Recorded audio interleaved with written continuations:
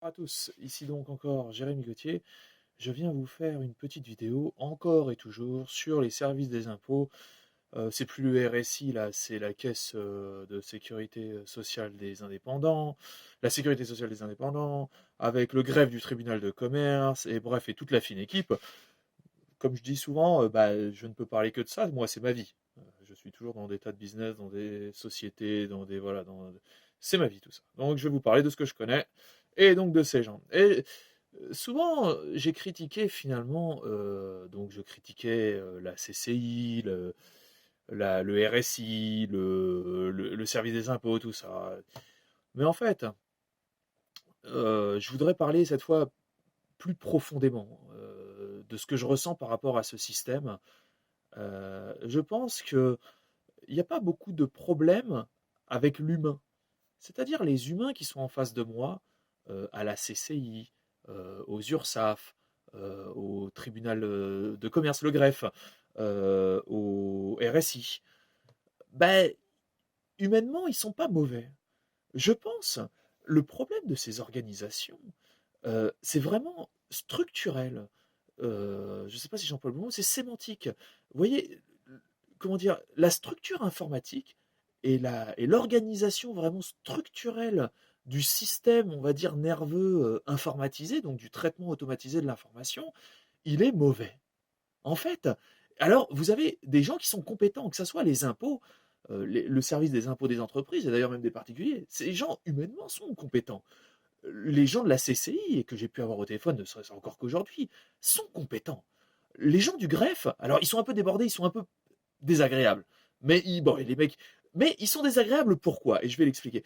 Le, ils sont compétents. Si vous voulez, la plupart des intervenants au niveau étatique que j'ai pu rencontrer sont des gens compétents. Le problème, c'est vraiment l'organisation structurelle des services. Et maintenant, tout passe par informatique, mais cette organisation informatique, cette structure, elle n'est pas, c'est pas un seul bloc. Vous voyez, par exemple, sur mes e-commerce, il y a un seul moteur e-commerce. C'est quelque chose de cohérent. Il y a une grosse structure informatique, mais il n'y a pas plein de petits trucs comme ça qui s'envolent de partout. Vous voyez, comme si on prenait des petits bouts de script. Alors pour les informaticiens, ça vous parle, peut-être pour les autres non. Vous preniez des petits bouts de script et vous les collez, vous binsez, vous faites une petite patouille dégueulasse. Mais en fait, je pense que l'État, en fait, et c'est pour ça qu'ils même à la fin ils deviennent désagréables finalement les services de l'État, donc les étatiques, parce que ils sont aux prises. Vous voyez, je me rappelle de Timothy Ferris dans la semaine de 4 heures, le donc dans le livre, ce gars expliquait quelque chose. Quand vous optimisez, quand vous voulez automatiser les processus, il faut d'abord vraiment que le processus soit décomposé et soit vraiment propre. C'est-à-dire que avant de vouloir informatiser et de déléguer ça aux machines, il faut vraiment que votre vraiment que la structuration sémantique soit clean et ultra optimisée. Or, c'est pas le cas pour l'État. L'État n'a pas fait ça. Il superpose des couches logicielles provenant d'intervenants différents qui n'ont même pas les mêmes objectifs, qui ne se parlent parfois pas, parfois même qui sont en conflit d'intérêts. Et tout ça crée un système complètement. Enfin, vraiment, finalement, c'est un ensemble de systèmes qui a énormément de mal à communiquer. C'est pas du tout fluide.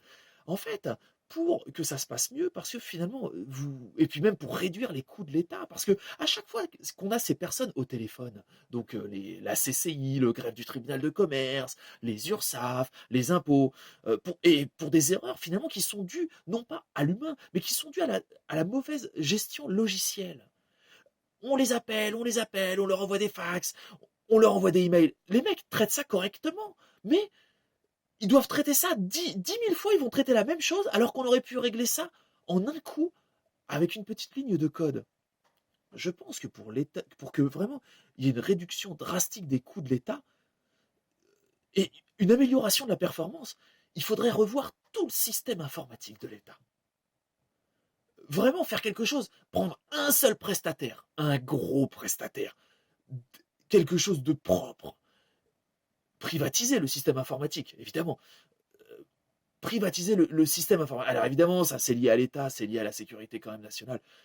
Il peut y avoir aussi des problèmes, mais bon.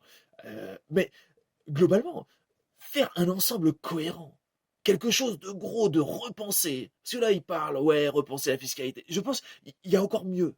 Si vraiment l'État veut économiser des coûts immenses, parce que les coûts de personnel, tous ces emails inutiles, ces coups de fil inutiles, parce que le système qui génère automatiquement des erreurs, les systèmes, toute cette constellation de mini programmes génèrent des erreurs, sont incohérents, n'arrivent pas comment dire, à communiquer de façon correcte ensemble.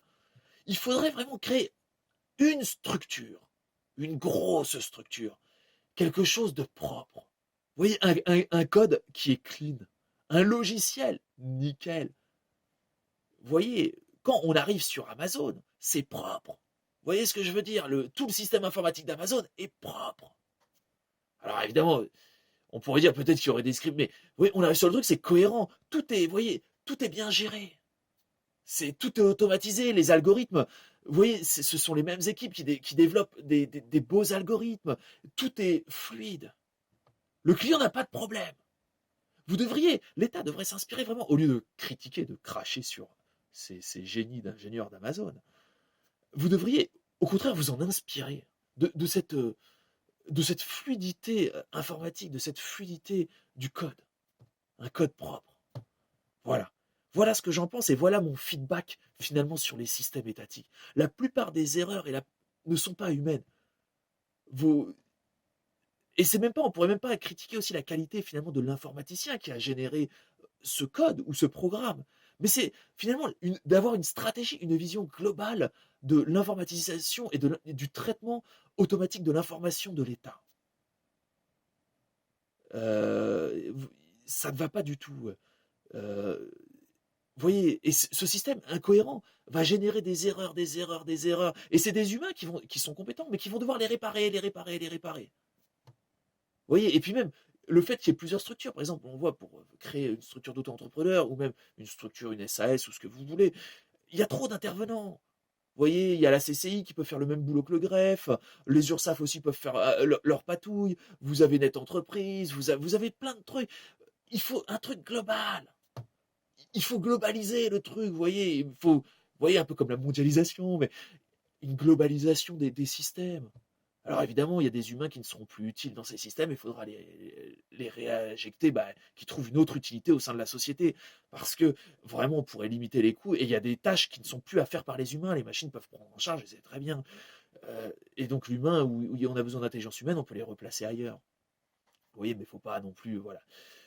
Voilà aujourd'hui ce que je voulais dire. Je critique souvent ces gens, ces étatiques, mais euh, vraiment c'est au niveau informatique que ça va pas. Voilà. J'espère que ce message est comme une bouteille d'eau dans la mer. J'espère que quelqu'un l'écoutera, le visionnera et qu'il ait assez de puissance et de puissance politique pour essayer de revoir tout de A à Z. La sémantique, la structure de l'État ne va pas. Ça ne va pas. Ça ne va pas. Non. Il faut revoir les choses et profondément.